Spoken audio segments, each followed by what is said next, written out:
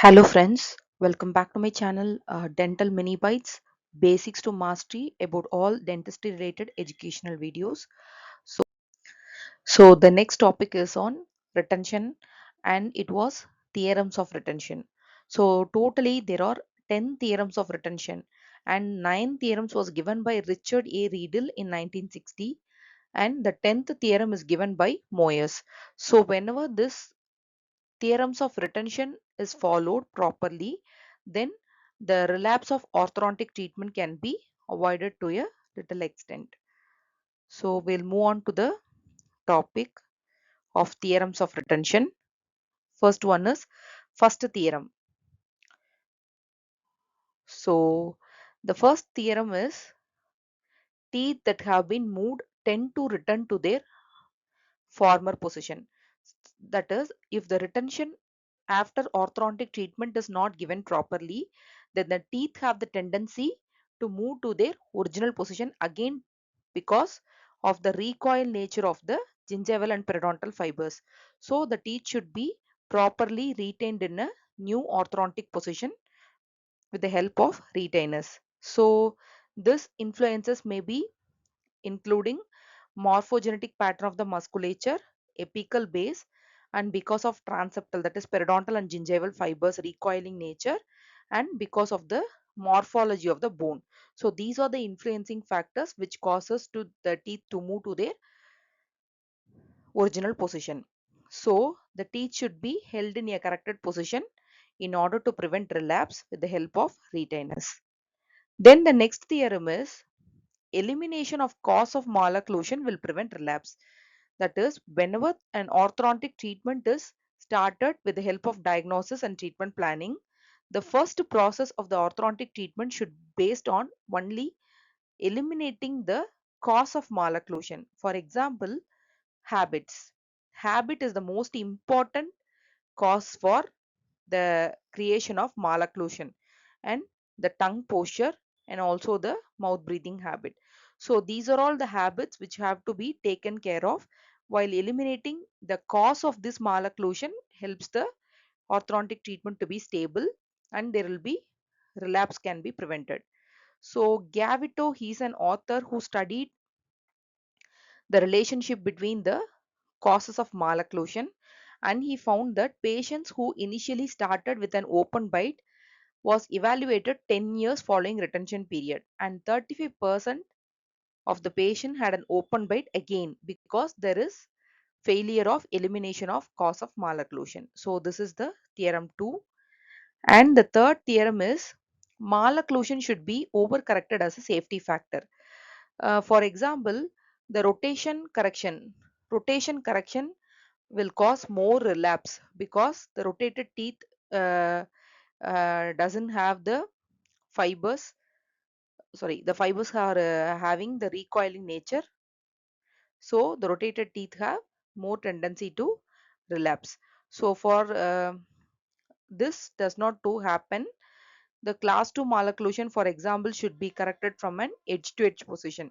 For rotation teeth, some cases fibrotomy can be indicated because if the fibers are severe, then there will be prevention of relapse. So the malocclusion should be overcorrected as a safety factor in order to prevent relapse. Then the fourth theorem is occlusion. So the proper cuspal occlusion should be followed once the orthodontic treatment is over. So this helps to lock the teeth in a new position. So there will be proper prevention of relapse and the retention will be good, will cause the stability of orthodontic treatment.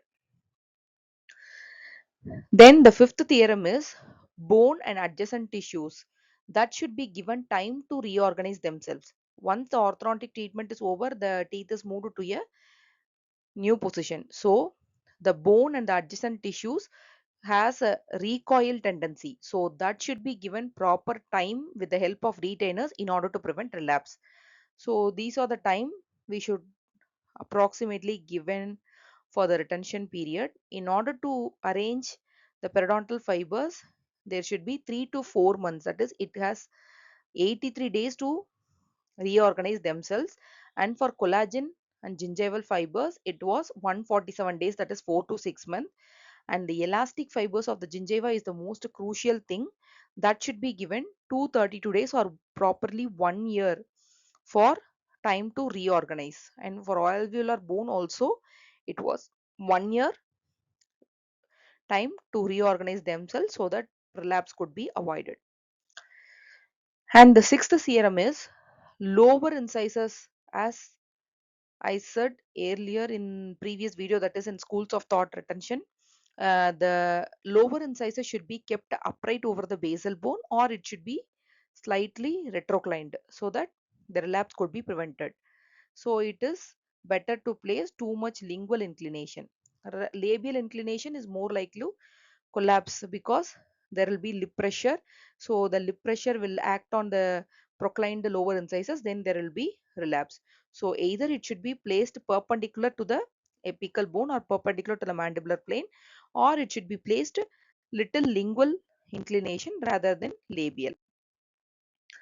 And the seventh theorem is corrections carried out during the period of growth, because once the growth is completed, it is very difficult to prevent relapse. So during the period of growth, then the relapse will be less. So the advantages might include interception prior to dental compensation, and possible correction of the skeletal malocclusion can be done only when the period of growth is present, and it prevent irreversible soft tissues and bony changes. So the correction should be carried during yearly period rather than in an adult. Then the next theorem is the farther the teeth have been moved, the less likelihood of relapse. That is more or likely to be the correction, overcorrection like kind of thing.